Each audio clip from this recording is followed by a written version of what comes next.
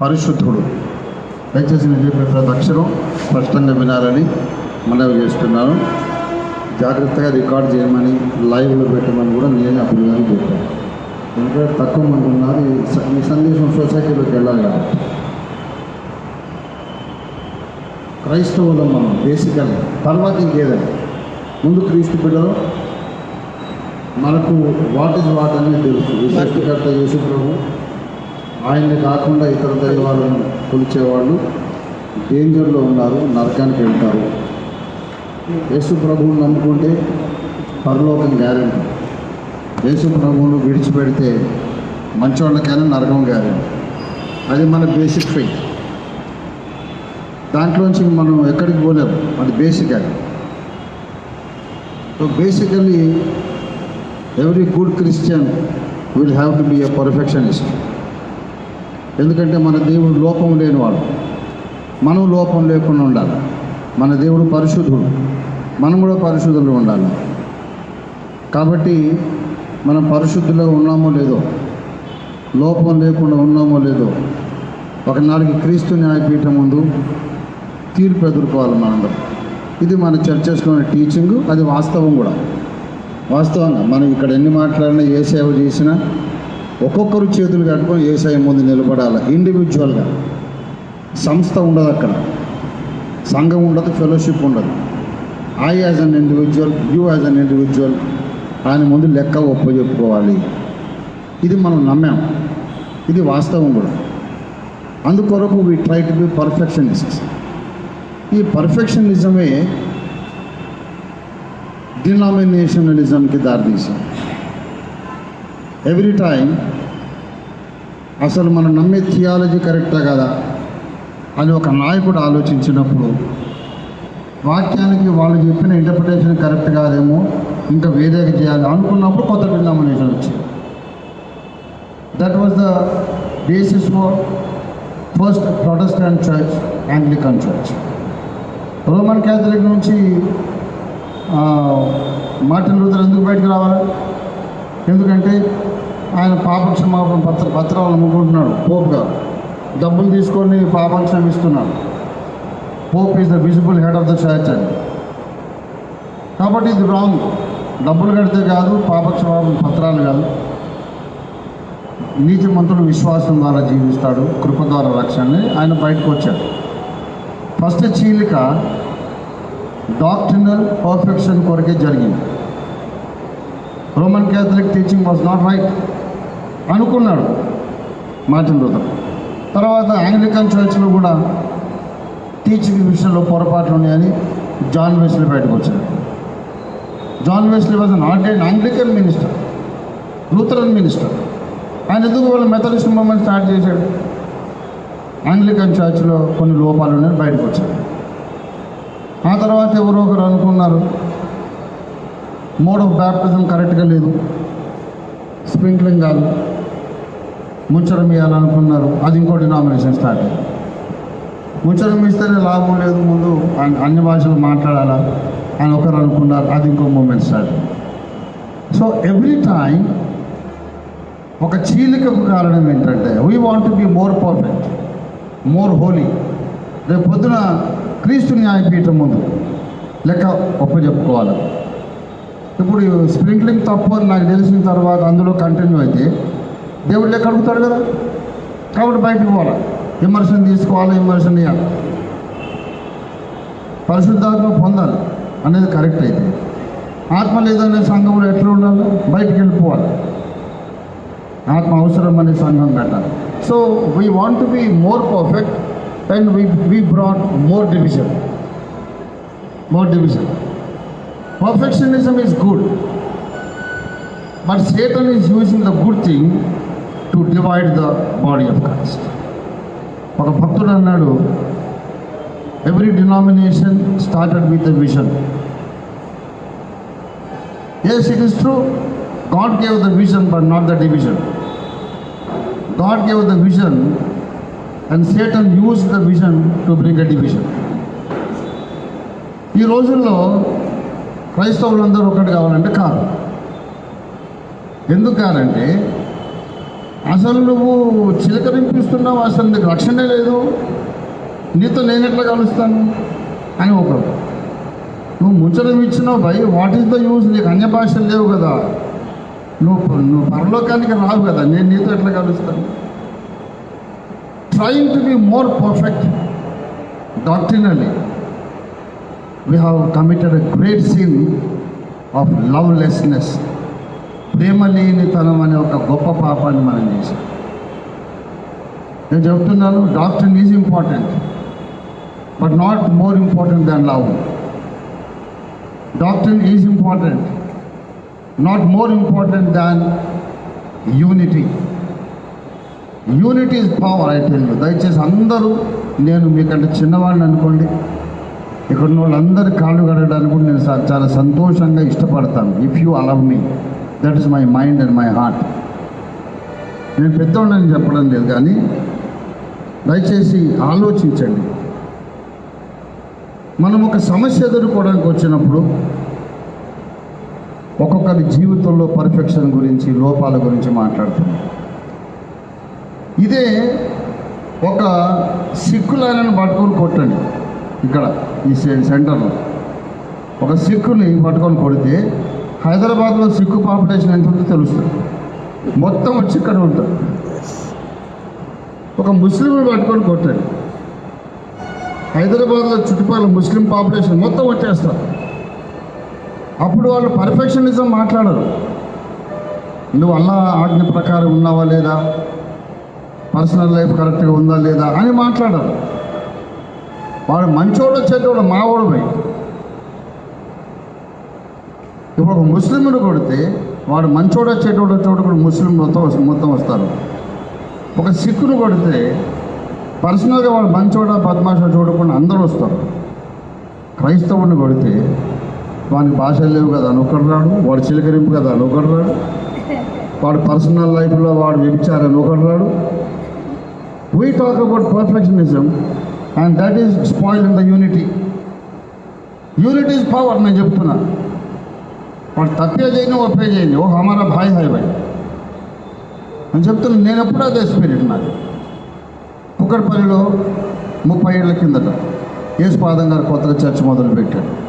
అసలు ఆయన ఒరిజినల్ పేరు శివయ్య గారు. కాపు కమ్యూనిటీ రక్షణ పొందిన కొత్తలో మొత్తం ప్రేమించి ఎంకరేజ్ చేసిందంతా మేము. కానీ ఏమనుకున్నాడో, అంతకుముందు ఫతేహ్ నగర్లో ఉండేవాడు, భరత్ నగర్ కాలనీ. తర్వాత కుకట్పల్లి హౌసింగ్ బోర్డ్ కాలనీలో సంఘం మొదలుపెట్టినప్పుడు నేను అక్కడ ఉన్నాను. ఎంత ఎంకరేజ్ చేసిన వాడికి తెలిసి కూడా నాకు ఒక మాట చెప్పండి. నన్ను పిలవలేదు, ఇన్విటేషనే లేదు, ఓపెనింగ్ నాకు తెలియదు. నేను 24 hours ప్రేయర్లో నేను ఉన్నాను. ఓపెనింగ్ ప్రేయర్లో ఆర్ఎస్ఎస్ కార్యకర్తలు వచ్చారు. రావడం సర్వీస్ వారు కొట్టేశారు. స్త్రీలు, ముసలోళ్ళు, పిల్లలు చూడకుండా లాఠీలు అడ్డగోలుగా తిప్పేసి అందరిని కొట్టారు. వృద్ధులు, పిల్లలు, స్త్రీలను. ఆయన అక్కడ అసలు చర్చ్ పెడుతున్నట్టు నాకు ఇన్ఫర్మేషన్ లేదు. ఎవరు వచ్చి నాకు చెప్పారు, నాన్న యేసుపాదం వాళ్ళు చర్చ్ మీద దాడి చేశారంటే. అవునా, ఎవరు దాడి చేశారంటే ఈ కాలనీ వాళ్ళే. ఈ కాలనీ వాళ్ళు పోయి భరత్నగర్ కాలనీ ఎందుకు దాడి చేశారు, వాళ్ళు ఏం చేస్తున్నారు నేను అంటున్నాను. భరత్నగర్ కాదన్నా, ఇక్కడ మొదలుపెట్టాడు చర్చ్ అని. అవునా, మరి నాకెందుకు చెప్పలేదు, నాకు తెలియదు. వెంటనే చేతకు స్కూటర్ వేసుకొని అదే ఉండేది నాకు. వెళ్ళిపోతా బయట ఉన్న ఆర్ఎస్ఎస్ కార్యకర్తలు ఏమన్నారు తెలుసా, సార్ మీరెందుకు వచ్చారు, మిమ్మల్ని కొట్టలేదు కదా. అరే వాడు నా తమ్ముడు అండి, మీ తమ్ముడు కొడుతుంది రావా. అప్పుడు అక్కడ ఏజే మ్యాథ్యూస్ గారు స్పీకర్. ఓఫీర్ ఎందుకు రాలేదని అనుకుంటున్నాను, ఆయన నిన్ను పిలవలేదని ఇప్పుడు తెలిసింది. పిలవకపోయినా కష్టం వచ్చినప్పుడు వచ్చి నిలబడ్డావు, నువ్వు చాలా గొప్పడు అవుతున్నాను అని ఆశీర్వదించాడు పెద్ద ఆయన. తర్వాత పోలీస్ స్టేషన్ పోయి కంప్లైంట్ ఇద్దామంటే ముందు ఇక్కడున్న నాయకులే యేసుపాదం గారు అవుతుంటారు, మనం దేవుని బిడ్డలము, మనం ప్రేమ చూపాలి, మనం క్షమించాలని చెప్తాడు. నేను చెప్పేది తప్ప, ఇది పాపం అయితే క్రీస్తు న్యాయపీఠం ముందు నా మీద కూర్చుని కాక నేను లెక్క చెప్పుకుంటా, నా బహుమానం కూత పెడితే పెట్టని కాక ఇప్పుడు కంప్లైంట్ ఇవ్వాల్సింది నడు అంటే సరేనని నా బలవంతం మీద అందరం పోయి కేసు పెట్టారు. ఇలాగా నేను చెప్పేది ఏంటంటే, నేనంటే ఇష్టం లేని వాళ్ళు కొట్టినా సరే నేను వచ్చి నిలబడతాను. ఎందుకంటే నా తమ్ముడు first of all is a Christian, తర్వాత ఏదన్నా కానీ డాక్టరీన్ రైట్ కానీ, డాక్టరినల్ అగ్రిమెంట్ ఉండని, డిసగ్రిమెంట్ ఉండని, ఏదన్నా కానీ నేను అన్ని భాషలు మాట్లాడతాను. ఆయన ఐపీసీ ఫెలో. యేసుపాదం గారికి అన్ని భాషలు ఇష్టం లేదు. But I don't care, he still my brother. ఇక్కడే కాదు, ఇండియాలో మొత్తం ఎక్కడ ఎవరి మీద దాడి చేసినా ముందు నాకే గొడవ వస్తుంది. నేను నా క్యాడర్ పోయి నిలబడతాను. కాబట్టి ఇక్కడ నేను చెప్పేది ఏంటంటే, ఇంకొక మాట చెప్పి ముగించేస్తాను. వ్యక్తిగత విషయాలు వద్దు. నేను చెప్తున్నా, ఇప్పుడు మనము హనీ జాన్సన్ కొరకు పోరాటం లేదు.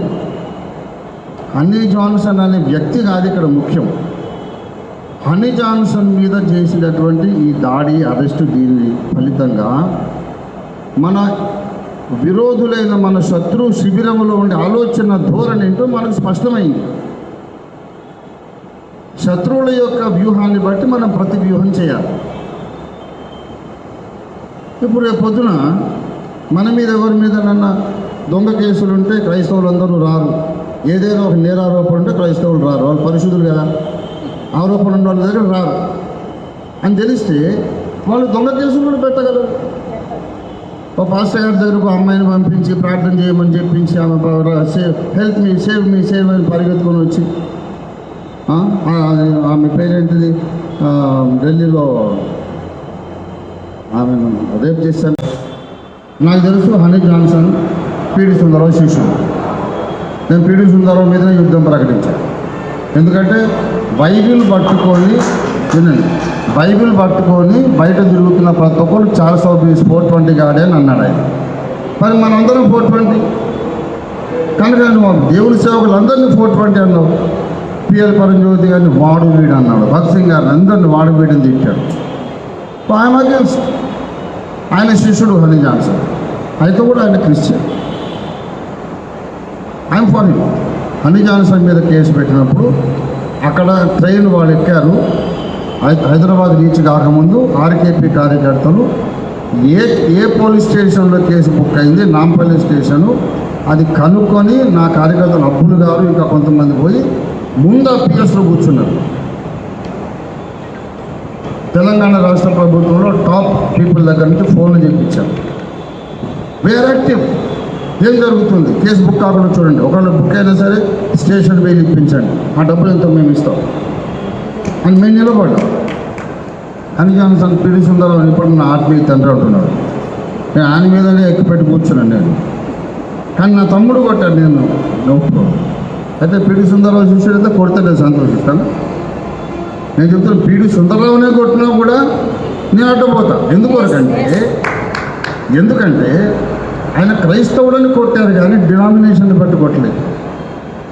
క్రీస్తు కొరకు ఆయన కొట్టారు కనుక క్రీస్తు కొరకు నేను సపోర్ట్ ఇస్తాను. అది ఎవరైనా మాకేమైనా తేడాలు ఉంటే తర్వాత చూసుకుంటాం.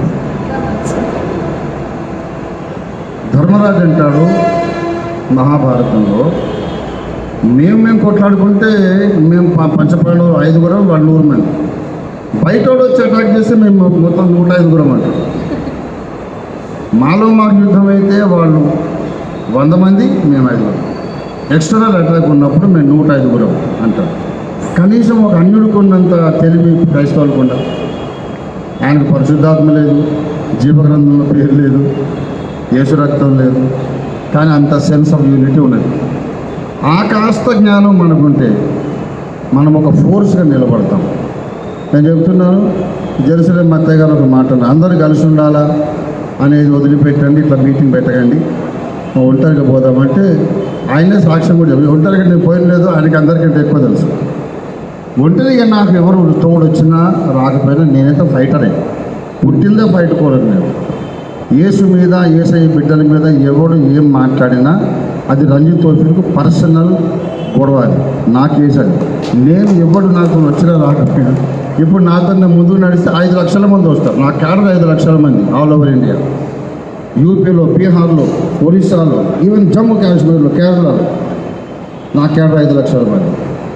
నాకు ఎవరు వచ్చినా మంచిది, ఎవరు రాకపోయినా మంచిది. చెల్లికి చెప్పాను నేను ఒక మాట, అమ్మ నువ్వు ముందుకెళ్ళు, దాని కింద ఫైనాన్షియల్ ఖర్చు వస్తుందో, ఈ సమాజం అంతా కలిసి వచ్చినా సరే ఎవరు రాకపోయినా రంజిత్ తోఫీర్ ఒక్కడే నీతో ఉంటాడు. నేను చెప్పలేదమ్మా రాగండి, నేను చేస్తాను కూడా. ఆ మాట అన్నానంటే ఇక దేవదూతలు అడ్డం నిలబడేసరి ఆగండి. నేను మిఖాయిలు అడ్డం నిలబడే నీకు తెలియదు సబ్జెక్ట్ పో పక్కకు అని చెప్తాను. నీ పరలోకంలో ఉంటే కూడా ఆర్ఎస్ఎస్ కూడా నీకు తెలియదు, పక్కకు జరుగు. ఇది నా ఫైట్ ఏసైనామని. వీళ్ళారా మనం కలిసి ముందుకెళ్తే మంచిదన్నమాట. ఇంకొకటి లాస్ట్ మాట ఒకటి చెప్పేసి నేను ముగిస్తాను. జెరూసలేం మత్తయ్య గారు what is side is right. ఇప్పుడు ఇండివిజువల్గా అందరం కేసులు బుక్ చేద్దాము అన్నారు. మత్తయ్య గారికి నా విజ్ఞప్తి, నా సోదరులందరికీ నా విజ్ఞప్తి, ఏ ప్రజా ఉద్యమమైనా, ఏ సోషియో పొలిటికల్ మూవ్మెంట్ ఏదైనా సరే ప్రకటిత వ్యూహం ఉండాలి, అప్రకటిత వ్యూహం ఉండాలి. ఇప్పుడు బీజేపీ వాళ్ళు మేము సెక్యులర్ అంటాం, చేసేదంతా మతోన్మాదం.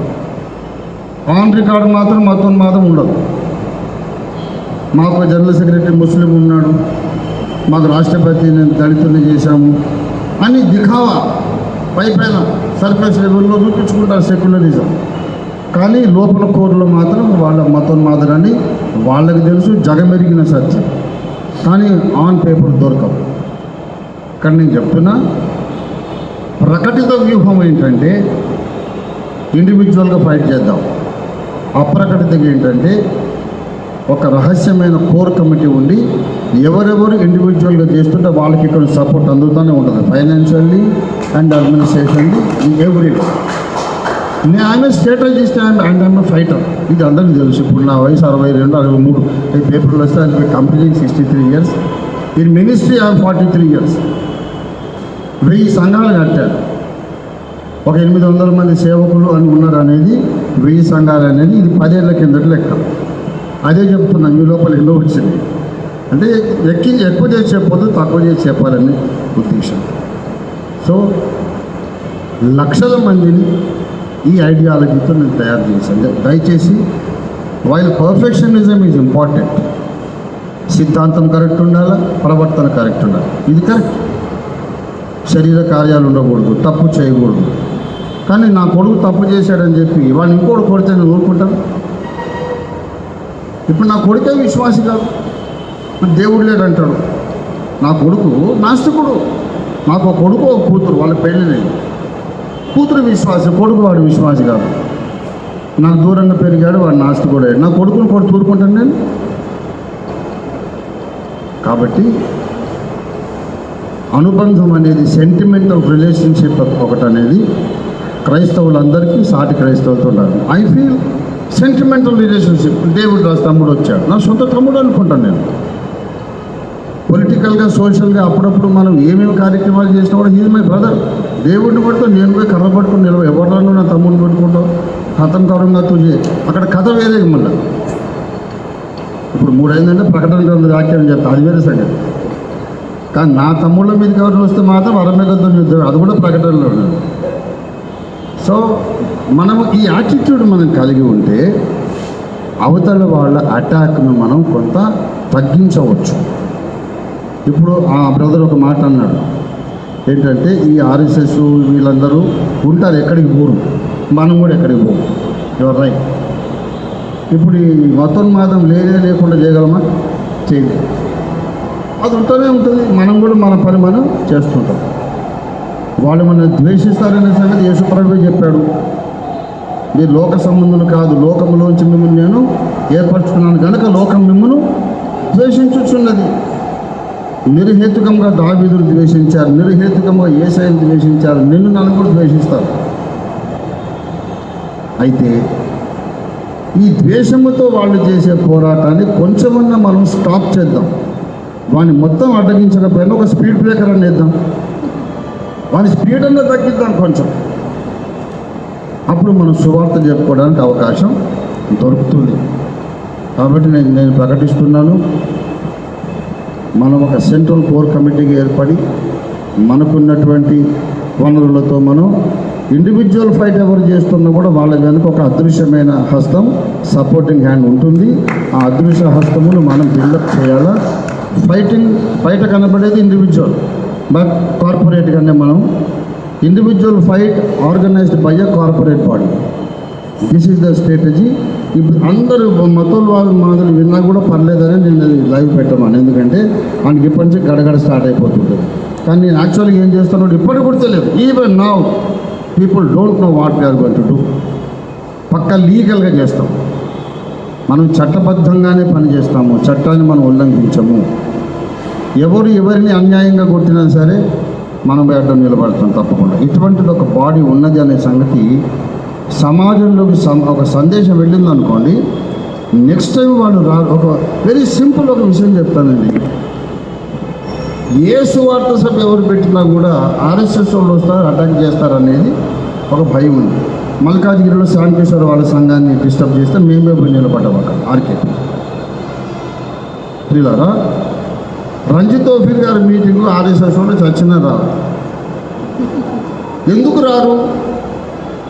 ఎందుకంటే వాళ్ళకి తెలుసు బాగా ఏమవుతుంది. పక్కా మాకు ఆయన చట్టం ఉల్లంఘించకుండానే ఒక 5-6 సంవత్సరాలు మమ్మల్ని జైల్లో పెట్టిస్తాడు, మేము అసలు మాకు శాంతి లేకుండా చేస్తాడు అనే సంగతి వాళ్ళకి తెలుసు. చట్టమే వాళ్ళ మీద చర్య తీసుకునేటట్టుగా నేను చేశాను. నన్ను కొట్టారు. ఇప్పుడు నా కూర్చొని మాట్లాడుతుంటారు, ఎందుకంటే చేబెళ్ళలో కొట్టినప్పుడు నాకు వెన్నుపూస విరిగింది, బైబిల్ తగలబెట్టారు. అప్పుడు తెలుగుదేశం గవర్నమెంట్ దేవేంద్ర గౌడ్ గారు హోమ్ మినిస్టర్ వెంటనే పరిగెత్తుకుని వచ్చారు చేబెళ్ళకి. అప్పుడు గవర్నర్ కృష్ణకాంత్ గారు అక్కడికి వెళ్ళి మేము చెప్పాం, మాకు ఫుల్ సపోర్ట్ దొరికింది. 2 సంవత్సరాలు జైలు పోయారు వాడు.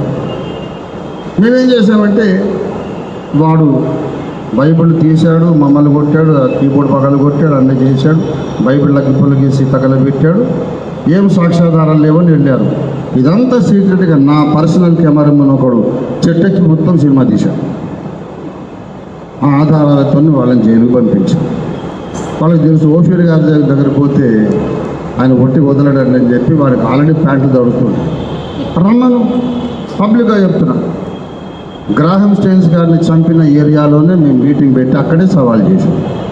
మేమేమి గాజులు వేసుకోలేదు బాబు, మా దగ్గర ఆడవులు చాలామంది వేసుకోలేదు, మీరు మగవాళ్ళు అయితే మేము మగవాళ్ళమే, కమాన్ నీకు వాదన ఉంటే మేము సమాధానం చెప్తాం. లేదు నువ్వు కుమ్ముకున్నావు, మేము కుమ్ముకున్నాం, జైసేగో తైసా అని మాట్లాడా.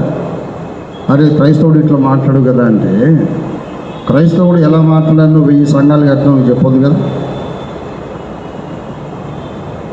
కాబట్టి క్రైస్తవ నాయకులందరి మనసు కూడా కొంచెం ఆలోచన విధానం మారాలి. ఇప్పుడు మనం పరిశుద్ధంగా ఉండాలనేది కరెక్టే, సిద్ధాంతం కరెక్ట్గా ఉండాలనేది కరెక్టే.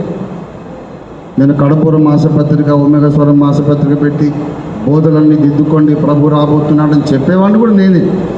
ఆ ఫైట్ కూడా 40 ఏళ్ళ కదా నేనే గట్టిగా మొదలుపెట్టాను. ఇప్పటికీ అదే ఫైట్. అందరి సిద్ధాంతం కరెక్ట్గా ఉండాలని నాకు ఎంత ఇంట్రెస్ట్ ఉందో, వాళ్ళకి అర్థమై సిద్ధాంతం కరెక్ట్ అయినా కాకపోయినా అనుబంధం అవుతుంది. ఒక్క తండ్రికి పుట్టిన వాళ్ళమే, అన్నదమ్ములం, ఒక రక్తం మనలో ప్రవహిస్తుంది. నా తమ్ముడే, సత్యం తెలుసుకున్న నా తమ్ముడే, సత్యం తెలియకపోయిన నా తమ్ముడే, నా తండ్రికి పుట్టినోడే. కాబట్టి నా తమ్ముడికి ఏదన్నా ప్రాబ్లం వస్తే నేను నిలబడాలి, అన్నయ్యగా నా బాధ్యత అని అనుకొని ఈ 42 ఏళ్ళు అట్లా ఫైట్ చేసాం. అందరూ కలిసి వస్తే అందరికీ వందనాలు, దండాలు. ఒకవేళ కలిసి రాదని లేదు, మాకు యూనిటీ కంటే పర్ఫెక్షనే ఇష్టం. మాకు ఐక్యత కంటే లోపం లేకుండా ఉండడమే ముఖ్యమని మేము అనుకుంటే మీకు నమస్కారాలు, మీ ఇష్టం. దీనికి కూడా ప్రభువు న్యాయపీఠం ముందు లెక్క అడుగుతాడు. ఎలా పరిశుద్ధంగా ఉండమన్నాను, కానీ